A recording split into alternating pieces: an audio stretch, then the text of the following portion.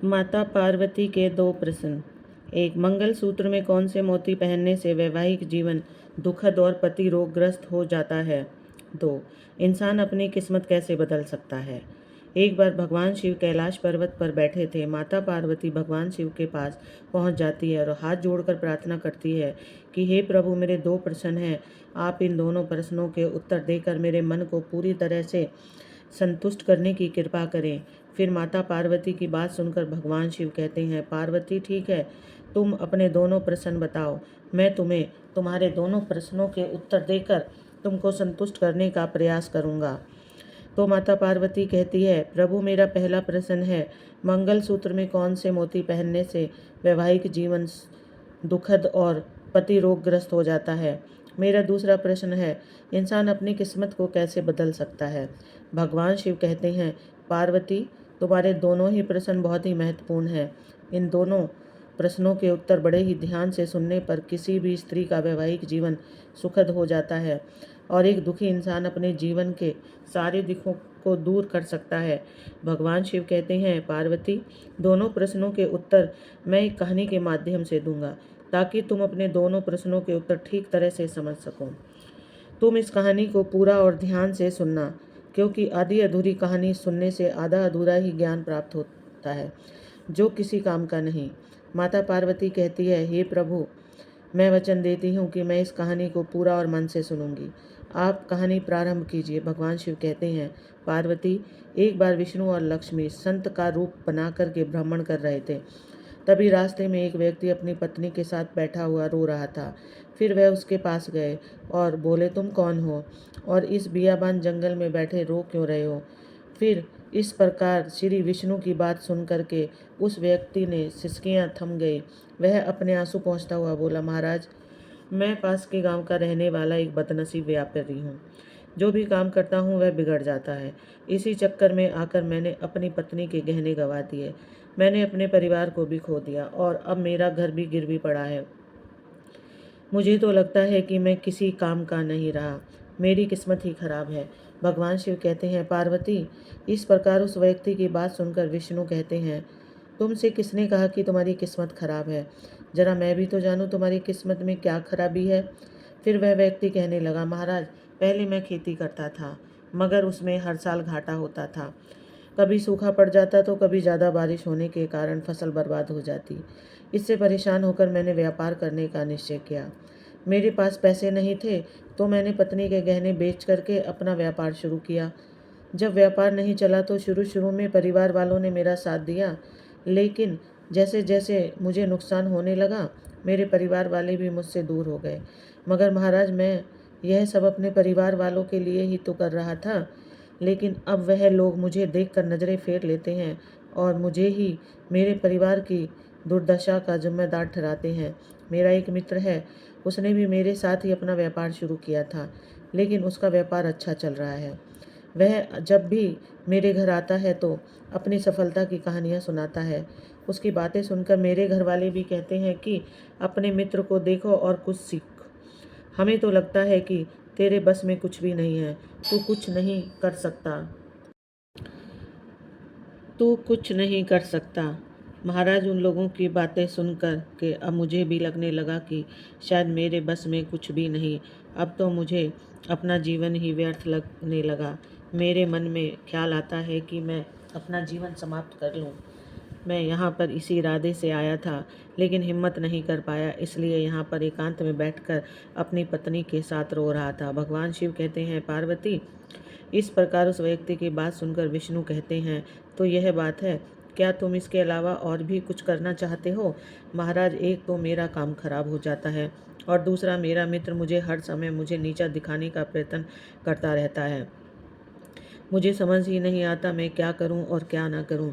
किंतु विष्णु कहने लगे, क्या तुम अपने मित्र की बातें सुन कर के वास्तव में दुखी हो जाते हो। हाँ महाराज, मैं अपने मित्र की बातें सुनकर बहुत दुखी हो जाता हूँ। तो विष्णु कहने लगे, तुम्हें किस बात का दुख होता है, अपने असफल होने का या मित्र के सफल होने का।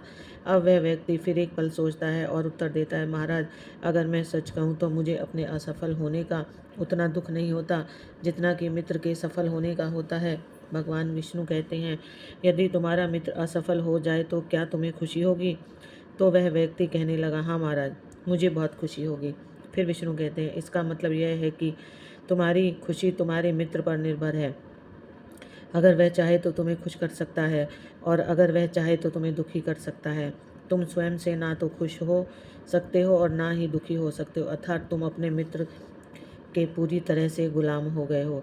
इसलिए मुझे लगता है कि तुम्हारा कुछ भी नहीं हो सकता। भगवान शिव कहते हैं, पार्वती, जब विष्णु ने थोड़ी नाराजगी दिखाई और वहाँ से आगे बढ़ने का प्रयास किया तो वह व्यक्ति हाथ जोड़कर कहने लगा, महाराज, आप मुझे छोड़कर मत जाइए। आपकी बातें सुनकर के मुझे कुछ आशा बन रही है। फिर विष्णु कहते हैं, यदि तुम मेरी बात मानने को तैयार हो तो मैं तुम्हें बताने को तैयार हूँ। हमेशा ध्यान रखना कि जब हम किसी से आशा बांध लेते हैं तो उस पर निर्भर हो जाते हैं। ऐसे में हमारी खुशी और दुख भी उस पर निर्भर करने लगते हैं। इससे बेहतर है कि तुम अपने आप से आशा बांधो। जब तुम ऐसा करोगे और साथ ही पूरे जतन से काम करोगे तो तुम्हें सफलता अवश्य प्राप्त होगी।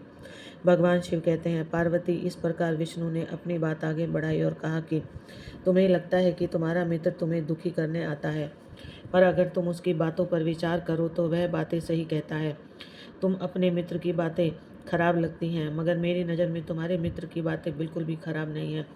वह अपने संघर्ष अनुभव की बातें तुम्हें बताता है। तुम अपने मित्र की बातों को ध्यान से सुनकर उन बातों को अपने जीवन में उतार कर बहुत कुछ सीख सकते हो।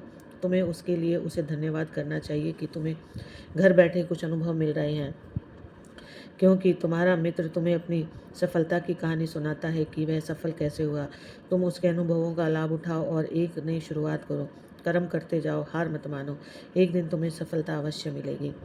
आज तुम जिसे अपना बुरा वक्त या बुरी किस्मत कह रहे हो, एक दिन यह बदल जाएगी और इसी के साथ तुम्हारे विचार भी बदल जाएंगे। और देखना, जब तुम्हारा वक्त अच्छा शुरू होगा तब तुम्हारा मित्र भी तुम्हें अपनी सफलताओं की कहानी नहीं सुनाएगा। तब वह तुम्हें अपनी असफलताओं की बातें बताएगा ताकि तुम उसकी बातें सुनकर भ्रमित हो जाओ और तुम्हारा आत्मविश्वास हिल जाए और तुम गलत निर्णय ले सको। लेकिन उस समय भी तुम्हें अपनी बुद्धि का प्रयोग करना होगा। तुम्हारा मित्र जैसे आज तुम्हें दुखी करने आता है, इसी तरह उस समय भी तुम्हें दुखी करने आएगा, क्योंकि जिस तरह उसे दुखी देखकर तुम्हें मज़ा आता है, उसी तरह उसे भी तुम्हें दुखी देखने में उतना ही मज़ा आता है। भगवान शिव कहते हैं, पार्वती, इस प्रकार विष्णु की बात सुनकर वह व्यक्ति कहने लगा, महाराज, आपने सही कहा, लेकिन मेरा सबसे बड़ा दुख यह है कि मेरे परिवार के लोग भी इसमें शामिल हैं। वास्तव में मैं तो अपने परिवार के लिए अच्छा करना चाहता था, लेकिन वह लोग मेरी बात को समझने को तैयार नहीं। वह तो मुझे गलत कहते हैं और अब तो बात इतनी बढ़ गई कि मेरा साथ भी छोड़ दिया। भगवान शिव कहते हैं, पार्वती, विष्णु कहने लगे, मैं तुम्हारी बात समझ गया। तुम संतावना चाहते हो। वास्तव में इस दुनिया में सभी लोग संतावना ही चाहते हैं। हम चाहते हैं कि हम जब भी कुछ करें तो लोग हमारी प्रशंसा करें, लेकिन आमतौर पर ऐसा नहीं होता, इसलिए हम दुखी हो जाते हैं। हमें लगता है कि हमारे मित्र परिवार वाले सब मतलबी हैं, लेकिन तुम अगर किसी को अपना परिवार मानते हो और उसके लिए कुछ भी करना चाहते हो तो तुम्हें ऐसा क्यों लगता है कि तुम दूसरों के लिए कुछ कर रहे हो? वास्तव में तुम अपनी खुशी के लिए कर रहे हो। इसलिए परिवार के लिए कुछ करना वास्तव में अपने लिए ही करना होता है। लेकिन अगर ऐसा करते समय तुम्हें लगता है कि तुम दूसरों के लिए कर रहे हो तो तुम दुखी निश्चित रहोगे, और अगर तुम्हें लगता है कि तुम अपने लिए कर रहे हो तो तुम खुश रहोगे, क्योंकि जब तुम अपनों के लिए कुछ करते हो या करना चाहते हो तब तुम्हें संतावना की कोई ज़रूरत नहीं पड़ती। भगवान शिव कहते हैं, पार्वती, फिर तो विष्णु की बातें सुनकर के उस व्यक्ति के चेहरे के भाव बदल गए और वह कहने लगा, महाराज, आप सही कह रहे हैं। मैं समझ गया कि अब तक मेरी खराब किस्मत इसलिए थी क्योंकि वह दूसरों के हाथों में थी। अब मैं अपनी किस्मत को अपने हाथों में रखूँगा और पूरी मेहनत और लगन से फिर से काम करूँगा, और जब तक सफलता नहीं मिल जाती तब तक चैन से नहीं बैठूंगा। भगवान शिव कहते हैं, पार्वती, इस प्रकार विष्णु उस व्यक्ति की बात को सुनकर मुस्कुराए और विष्णु ने एक डिबिया निकाली और उस व्यक्ति को वह डिबिया दे दी और कहा, इस डिबिया को हमेशा अपने पास रखना। इसमें ऐसा राज है जो तुम्हें बड़े से बड़े दुखों से हमेशा के लिए निकालेगा। लेकिन एक बात का ध्यान रखना, इस डिबिया को तभी खोलना जब तुम्हारे जीवन में जीने का कोई रास्ता दिखाई न दे, तुम्हें लगे कि अब इस दुनिया में जीना बेकार है, और यदि डिबिया तुमने समय से पहले खोल दी तो वह सारे राज खत्म हो जाएंगे। भगवान शिव कहते हैं, हे पार्वती, फिर उस व्यक्ति ने विष्णु को वचन दिया कि जब उसे दुनिया में कुछ भी दिखाई नहीं देगा, वह डिबिया को उसी दिन खोलेगा। अब इसी प्रकार लक्ष्मी ने एक डिबिया निकाली और उस व्यक्ति की पत्नी को दे दी और कहा, इस डिबिया को स्नान करने के बाद तुम्हें कल खोलनी है, फिर तुम्हारे जीवन के सारे दुख हमेशा के लिए दूर हो जाएंगे और सभी बिगड़े काम तुम्हारे बनने लगेंगे। भगवान शिव कहते हैं, पार्वती, इस प्रकार वो व्यक्ति घर जाकर अपने काम पर चला गया और उसकी पत्नी ने स्नान करके जब वह डिबिया खोली तो लक्ष्मी ने दी थी। उसमें एक पर्चा और एक मंगलसूत्र था जो हर सुहागिन की निशानी होता है। फिर वह स्त्री उस पर्चे को पढ़ती है तो उसमें जो लिखा था उसे पढ़कर वह स्त्री चकित हो जाती है। इस समय माता पार्वती भगवान शिव से पूछती है, प्रभु, उस पर्चे में ऐसा क्या लिखा था जो वह स्त्री पढ़कर चकित रह गई? फिर भगवान शिव कहते हैं कि तुम जानना चाहती हो कि उस पर्चे में क्या लिखा था? तो उस पर्चे में तुम्हारे पहले प्रश्न का उत्तर लिखा था। तो पार्वती कहती है, प्रभु, वो कैसे? शिव जी कहते हैं, तुम्हारा पहला प्रश्न था कि मंगलसूत्र में कौन से मोती पहनने से वैवाहिक जीवन सुखद और पति रोगग्रस्त हो जाता है। तो सुनो, उस पर्चे में लिखा था कि बेटी, तुम्हारे जीवन में दुख और तुम्हारा पति रोगग्रस्त इसलिए है क्योंकि तुमने मंगलसूत्र पहना है, उसमें केवल पीले रंग के मोती हैं, और मैंने जो मंगलसूत्र तुम्हें दिया है उसे पहनो। इसके अंदर एक पर्चा है, इस परिचय मंगलसूत्र के बारे में विस्तार से लिखा है। उस पर्चे को बड़े ही ध्यान से पढ़ो और मंगलसूत्र के रहस्य को समझो, उसको नियम अनुसार धारण करो। भगवान शिव कहते हैं, पार्वती, उस पर्चे में लिखा था कि मंगलसूत्र को लेकर 6 गलतियां कभी भी नहीं करनी चाहिए। पहली कि अक्सर देखा जाता है कि महिलाओं को एक दूसरे की चीज़ मांग कर पहनना बहुत ही अच्छा लगता है। यदि महिलाओं को किसी के गले में कोई गहना पसंद आ जाए तो वह उसे पहनने के लिए उधार मांग लेती हैं, मगर तुम इस बात का हमेशा ध्यान रखना कि शादीशुदा महिला को कभी भी किसी और का मंगलसूत्र मांग कर नहीं पहनना चाहिए। ऐसा करने से पति की आयु कम होती है और वह रोगग्रस्त होता है, इसलिए ऐसा करने से हमेशा बचना चाहिए। उस पर्चे में आगे लिखा था कि हर मंगलसूत्र का निर्माण काले मोती और सोने से किया जाता है, लेकिन इस बात का विशेष ध्यान रहे कि मंगलसूत्र के अंदर काले मोती और सोने के मोती अवश्य होने चाहिए, क्योंकि काले रंग के मोती हमेशा लोगों की बुरी नज़र से बचाते हैं, जिससे कि आपके सुखी दाम्पत्य जीवन को लोगों की नज़र ना लगे। इसलिए कभी भी ऐसा मंगलसूत्र ना पहने चाहिए जिसमें काले मोती ना हो। मंगलसूत्र हमेशा ऐसा होना चाहिए जिसमें काले मोती और सोने के मोती अवश्य हों। भगवान शिव कहते हैं कि पार्वती, उस पर्चे में आगे लिखा था कि मंगलसूत्र को कभी भी उतारना नहीं चाहिए। पति जब पत्नी के गले में मंगलसूत्र डालता है तब से लेकर उसकी अंतिम श्वास तक पत्नी को गले से मंगलसूत्र धारण किए रहना चाहिए।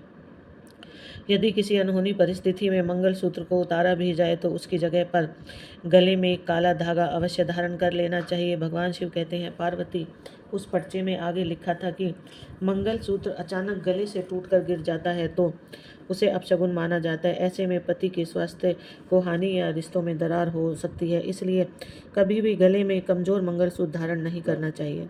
भगवान शिव कहते हैं, पार्वती, मुझे पूरा विश्वास है कि तुम्हें अपने प्रश्न का उत्तर मिल गया होगा। तो पार्वती कहती है, हाँ प्रभु, मुझे मेरे प्रश्न का उत्तर मिल गया और मैं पूरी तरह से संतुष्ट हूँ।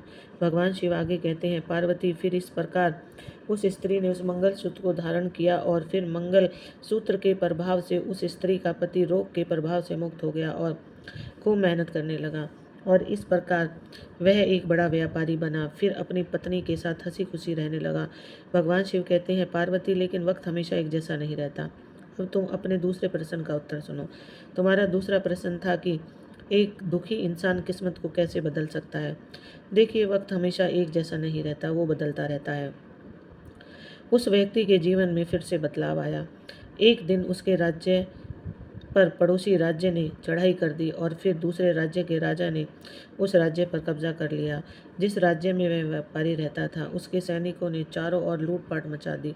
दोनों व्यापारी का सारा धन लूट लिया, उसके घर में आग लगा दी जान बचाने के लिए। फिर उस व्यापारी को अपने परिवार के साथ बातें भागना पड़ा। भगवान शिव कहते हैं, पार्वती, वह व्यक्ति अपने परिवार के साथ कई दिनों तक इधर उधर भटकता रहा। वह दाने दाने को मोहताज हो गया, उसका बच्चा बीमार हो गया, इलाज के अभाव में वह तड़पने लगा। यह सब देख करके उस व्यक्ति का हृदय एकदम से चित्कार कर उठा। वह कैसे अपने बच्चे का इलाज कराए? उसके पास तो खाने के लिए भी पैसे नहीं थे। ऐसे में एक बार फिर उस व्यक्ति को निराशा ने घेर लिया। उसे लगने लगा कि उसका जीवन व्यर्थ है, सारी दुनिया व्यर्थ है, किसी भी बात का कोई मतलब नहीं है। भले ही आप जीवन में कितना भी कुछ कर लें, कितनी भी सफलता हासिल कर लें, अनंत जीवन समाप्त ही होता है। जीवित रहने का क्या फ़ायदा? इससे तो अच्छा है कि मैं अपने जीवन को पूरी तरह से समाप्त कर लूं। भगवान शिव कहते हैं, हे पार्वती, वह व्यक्ति अपने परिवार को के सहित आत्महत्या करने ही वाला था कि उसे उसी समय विष्णु की वह डिबिया याद आ गई, क्योंकि विष्णु ने कहा था कि जब तुम्हें दुनिया में कहीं कुछ भी दिखाई ना दे, उस समय डिबिया को खोलकर, इस डिबिया में एक पर्चा है, उस पर्चे को खोलकर पढ़ना, तुम्हारा सारा दुख दूर हो जाएगा। फिर इस प्रकार उस डिबिया की याद आते ही उस व्यक्ति ने वह डिबिया निकाली और उसे उत्सुकता से साथ खोला। डिबिया के भीतर एक पर्चे में कुछ लिखा हुआ था। उसे पढ़कर उस व्यक्ति की आंखों के आगे से निराशा का जाल हट गया। फिर तो पार्वती कहती है, प्रभु, उसमें क्या लिखा था? तो भगवान शिव कहते हैं, उसमें तुम्हारे दूसरे प्रश्न का उत्तर था। तुम्हारा दूसरा प्रश्न था, एक दुखी इंसान किस्मत को कैसे बदल सकता है? तो उसमें लिखा था कि यह समय भी बीत जाएगा। माता पार्वती बोली, प्रभु, मैं कुछ समझी नहीं। भगवान शिव कहने लगे कि मैं तुम्हें विस्तार से समझाता हूँ कि कभी भी इंसान के दिन एक जैसे नहीं रहते। जब खराब दिन है तो उस व्यक्ति के अच्छे दिन भी आए, और जब वह अच्छे दिन आए व्यतीत हो गए तो आज फिर खराब दिन आ गए, तो हमेशा ही खराब दिन भी नहीं रहेंगे। व्यक्ति को हिम्मत से काम लेना चाहिए और बराबर अपनी मेहनत के साथ अपने कार्य को करते रहना चाहिए। उसे एक दिन सफलता निश्चित मिलती है। भगवान शिव अंत में कहते हैं, पार्वती, इंसान ईमानदारी, विश्वास और लगन से जब कोई कार्य मेहनत से करता है तो मेहनत का फल उसे अवश्य मिलता है। इस प्रकार उस पर्चे पर लिखी हुई बात को जब उस व्यक्ति ने ध्यान से पढ़ा और वह समझ गया कि मेरे बुरे दिन एक बार फिर से अच्छे हुए और आज फिर से बुरे दिन आ गए, तो मेरे बुरे दिन यह भी फिर से टल जाएंगे। समय एक सा नहीं रहता, और यह एक दिन पहले से भी बड़ा व्यापारी बन गया और अपने परिवार के साथ में अपना जीवन हंसी खुशी से व्यतीत करने लगा। जय हो भोले बाबा की। चैनल को सब्सक्राइब करें, अपने विचार जरूर बताएं कमेंट बॉक्स में। राधे राधे।